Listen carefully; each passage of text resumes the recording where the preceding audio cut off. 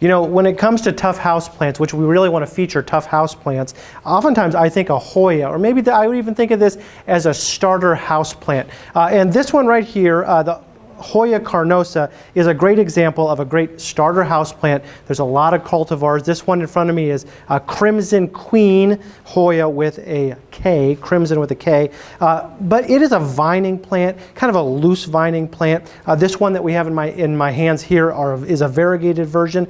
Hoya is a tough house plant. In fact, this one's been neglected just a little bit in our greenhouse, but that's okay. It's going to be fine. It's a great bloomer. We'll talk about the blooms, but we want you to know how to identify this plant, how to grow this plant, and how to be successful with it. So the Hoya is often called wax plant or porcelain flower, and really when you feel the leaf of this plant, you know why it's named that. Really thick leaf, thick cuticle on the top of it. Now when you start to go plant shopping and you're looking for Hoyas, just in general, just to kind of throw this out there, there's a lot of different leaf shapes, a lot of different variegated plants that you can find. But they all kind of have this similar characteristic of a thick kind of waxy cuticle on their leaf, and that's going to help you identify this. Oppositely arranged on the stem, this one in particular, kind of a long oblong shaped plant. A great one to, again, come into your house as a starter plant. It doesn't have to have the brightest light in your house. It can be kind of in the middle somewhere. One thing you need to know about this plant too is that it does not necessarily like to have really wet soil all the time. And so kind of a chunky, barky soil mix would be great for this plant, making sure that it dries out a little bit, maybe not all the way between waterings, but does dry out just a very little bit between watering. And then the other thing is, Hoyas in particular like to have a lot of humidity around them. So they don't necessarily like to have this really, really wet soil around them, but they do appreciate a little bit of mist here and there.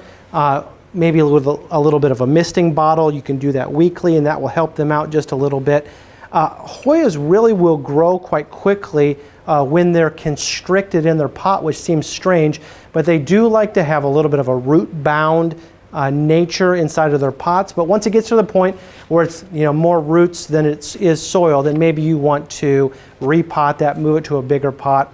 You can feel free to kind of trim on this plant really basically at any time, but I would really suggest in the springtime of the year, because as we go into longer day lengths, this plant is going to fire up its growing, and it's going to want to really grow a lot in the spring. And so that's when you're going to see a lot of that dramatic foliage growth coming out in the spring. Now flowers, it has a beautiful parachute shaped flower that's in kind of a round circle, and then each one of the individual florets looks like a little tiny parachute opening up as the flower matures. And so that's a beautiful thing. And when a Hoya blooms, you get excited. 2 to 3 years sometimes. You go to the nursery, you buy a little 4-inch pot of a Hoya, you could be looking at 2 to 3 years in some cases before that Hoya blooms. And so that first time you see it bloom, you get excited. So this is a great plant, easy to care for. You don't need to be too finicky with it. Does have some disease and insect problems, in particular insect problems. Even the one that I'm standing here next to, I said I've neglected it just a little bit. It's got some mealy bugs, it's got some spider mites. What I might do is do a horticultural oil on this. I might take it outside when the weather gets a little bit warmer for some natural predators to come into play. Might wash off the foliage. I might trim on it a little bit. We're in the spring of the year right now as I'm shooting this video, and so we might just do a little bit of trimming on it, get rid of some of that insect pressure, and I think you're going to see this plant roar back to life. I'm not worried about it. These variegated ones, like that I'm showing you on the camera right now, do tend to grow a little bit slower than the full green-leaved varieties. And so that can actually help us out a little bit in our interior plantscape.